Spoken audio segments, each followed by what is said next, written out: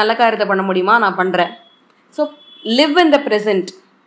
ஃப்யூச்சரில் வாழறது வந்து வேஸ்ட். ஏன்னா ஃப்யூச்சர் எப்படி இருக்கும்னே தெரியாது. ஸோ ஃப்யூச்சரில் வாழக்கூடாது, ப்ரெசென்ட்டில் வாழணும். இந்த பெரிய கல் பத்ருடுவா மாறிட்டு தான் ஸ்ரீராமச்சந்திரமூர்த்தியினுடைய திருவடியும் சீதா திருவடியும் பட்டு. அதனால இந்த இடத்துக்கு பத்ராச்சலம் அப்படின்னு பேர் வந்துடுத்து. அந்த பத்ருடுன்னா அந்த கல் வந்து பத்ர மகரிஷியா மாறி போச்சு. ஆதி காலத்துல புராணங்கள் படி இந்த மேரு மலை தான் சிவபெருமானுக்கு வந்து திரிபுர சம்ஹாரத்துக்காக ஒரு வில்லா மாறித்து. எல்லா 9 கிரகங்களும் இந்த மேரு மலையை சுத்தி சுத்தி தான் போகுமா.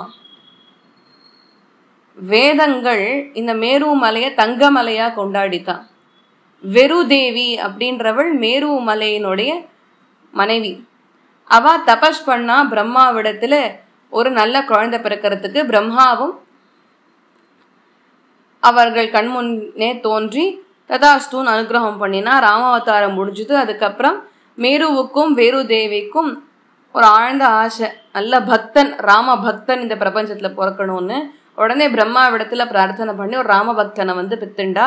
சுபயோக சுப தினத்தில் ஒரு குழந்தை பிறந்தது.